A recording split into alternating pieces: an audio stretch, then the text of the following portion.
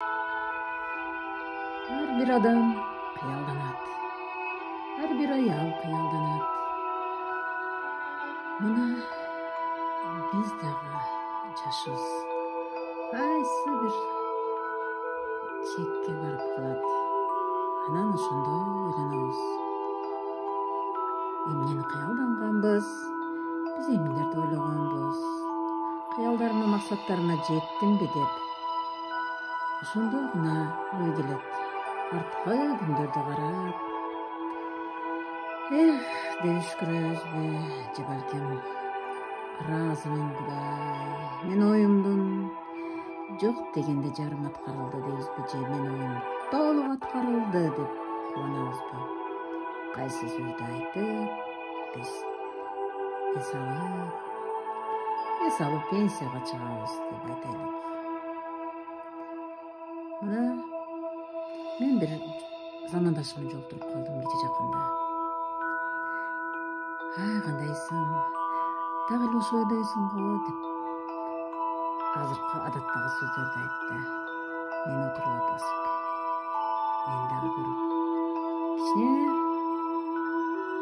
ойлонуп түшүнөн деп эстеп кеттим. Мен эски кошунум деп кандайсың? Атын айтпай эле коеюн.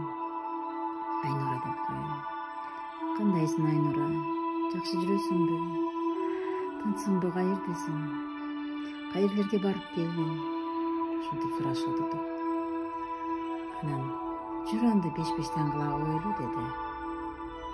Эл эскиче ошол замандагыдай бул эски күндөрдү эскерип отурабыз сонун боюнда деди. Мейли жүр, бирок мен сага мен жай алып беремин деп айттым. Ал Айнуранын кечиресиңер, бирок жукуну кийингенин көрүп мен ушинтип айтышка туура келдим.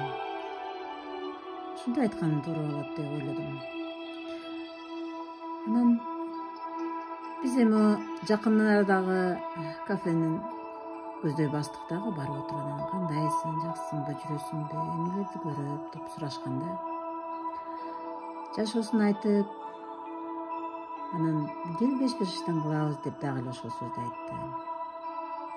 Бирок мен жок, мен за рулем.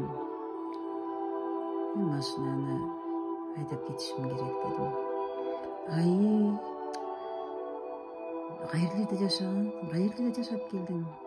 Мен эми эл катары эле жашаймын деп айттым. Эл катары эле деп. Мен эл катары эмес. Мен дагы эле эски үйдөмүн. Кызымы ошондо төрөлгөн кызымы деди сурап келди. Сурап алып кетти, ага качып эле кетти, мен бердим деди. 2 балалуу болду дейт. 2 балалуу болду. Жакшы. Кандай жерге бердиң? Кайсы жерге бердиңсиң? Күйөөсү деле ошондой бир жакшы деле иштебейт. Бир квартирада отурушат, кайненеси болуп деди. Мына шаардын чекесинде эле турушат, бирөөнүн үйүндө дейт. Өздөрү базарга чыгат дейт. Кызым тийди эртеси күнү ишке чыкты дейт, базарга чыкты дейт. Төрөдө кайра эле эртеси күнү ишке чыгат деди. Боюнда барымы базарда турду деди. Бир замандарда биз деле базарда турганбыз. Биз жаңы Союз маалында, Союз доорунан жаңы заманга алмашкан жылы биз деле кыйналганбыз.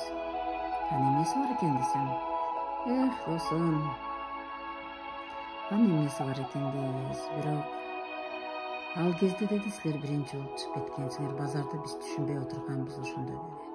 Базарга силер чыгып кеткенсиңер. Эми силер базарды тоготпой атсаңар, биз базарда жүрөбүз деди. Мен бирөөнүн кол алдында иштеймин, жалданма болуп деди. Анан мен оюм келди. Анан сурадым, сен кыялданган белең мурда дедим. Кыялдана белең? Максаттарың боло беле? Кандай максаттарың болчу эле деп сурашка туура келди. Ошондо досум айтты. Экөөбүз кошуна болуп турган кезде деди. Жана ошондон мурда дагы кичине кезимден бери кыялданчу элем. Азыр кыялым деле калбады. Ошондо кыялдангандарым меники деди ушу жолдо баратып акча таап алсам деп кыялданам. Бирөөнүн сумкасы түшүп калса, бирөөнүн кошелегу түшүп калган болсо, ушул жөнүндө кыялданам көбүрөөк деди. Ушу кетип атып деди, ушу жолдон бир нерсе таап алсам, автобустан, маршруттан ушу таап алсам, анан таап алган акчамы деди, анан алып бөлүштүрө баштайм кыялымда дейт. Бөлүштүрүп келатканда деди, качан болсо жетпей калат дейт. Кичинекей кезимден бери ушуну кыялданам дейт. Азыр деле таап алсам деймин дейт, бирок азыр деле жетпей калат дейт. Канча сумма таап алайын деп кыялданасың десем. Ал кезде дейт ушу 100 миң таап алсам дейт элем дейт. Кийин $1000 калыптым дейт. Кыялданган акчаларыма дейт мен ушу бир торпок аламбы дейт, бир мал алам дейт. Анан кызыма бир көйнөк алып берем дейт. Уулума туфли алып берем дейт. Өзүмө бир куртка алам. Дагы бир балама дейт ушу окуу куралдарын, кийим кечесин. Ушинтип атып дейт алган нерселерим дейт. Үйүмдүн чекесине бир жол, цементтен жол курдуруп койсом, стяжкага окшотуп дейт. Ушундай бир нерселерге, ремонтуна, кичине чекесине дейт. Аз эле сарптайм дейт, ошондо деле жетпей калат дейт. Анан кайра кыялымды чоңойтомун дейт, кыялдын акчасын дейт. Анан кийин $1000 өткөндөчү дедим, $1000 өткөндө эмне жетпей калат десем, ошондо деле жетпей калат эле, ошондо деле дейт. Азырчы десем, азыр 100 миң таап алам оюмда дейт. 100 миңди эсептеп бөлүштүрүп келем, дагы эле жетпей калат дейт. Ушинтип жолу менен дейт, үйгө жөө барганча ушинтип ойлонгон күндөрүм көп болчу эле дейт. Маршрутка, автобуска түшкөн эки акчам калбай калчу эле дейт. Деп мен ичимен ой кетти. Мен силер менен бөлүшүп атам. Анан буга айттым мен. Досум, кыялыңды алмаштыр дагы дедим, кагазга түшүр. Кагазга жаз дедим, кыялыңды. Андай кылып таап алган бекер акчаларга убак-саатыңды кордобой, эртең эле дедим, биз пенсияга чыгабыз. Анан өкүнүп калбайлык. Бир кыялдарды жакшы иштен баштайлык. Мен азыркы ишиң жагабы десем, жок дейт. Анда ташта дедим, андан чоңурагын, жакшыраак ишти. Айлык чоңураак айлык атат. Балдарыңа жакшы кыялдан. Аны жаз дедим, максаттарды жазып. Аны кантип кылам дейт. Менен даже кыялданышты билбеген байкушум-ай. Даже кыялданышты, даже максатты жок адамдар бар экенин көрүп. Мен ичимен сыздадым. Баягы эле 90-жылдары калган адаты 5-5тен топтой койсок деп, акыркы акчасына 5-5тен топтой койсок деген. Ал заманда билесиңерби, союз жаңы бузулуп, көп элдер иштер жабылып, ишканалар жабылып, бекер отуруп калышкан, эмне кылышын билбей. Кээ бирлери бизге окшоп базарга сатууга чыгып кеткен, мугалимдердин айлыгы жана ошондой эле башка ишканалардын айлыктары жок болуп кеткен. Айлыктары 5-6 айлык иштегенде дагы эч ким айлык бербей турган заман болушундай болуп калган. Ошондон улам адамдар бекер калып отуруп, анан бекерчиликтен анан болгон акчалардын тыйын тыпырларын топтоп алып, анан 5 сомдон чогултуп алып, бир 15 сомго, 20 сомго арак алып шекли. Балким 100 сомдур арак, эсимде жок. Анан аракты кичине дасторкон жасай коюшуп, 1-2 саатты коюп алып, анан кечке таң атканча ха-ха күлүп, каткырып күлүп, ырдап отуруп, ушинтип күн убакытты өткөрөт эле. Анан күндүзү кайра баягы күн башталат эле. Эми менин досум ошол замандан чыкпай калыптыр. Калыптанып калган кыялдар дейт. Бул оюна сиңирилип калган кыялдардан чыкпай калыптыр. Азыр дагы болгон акчасын таап туруп 5-5тен кыла койсом деген ошол эле замандагы ой менен калыптыр.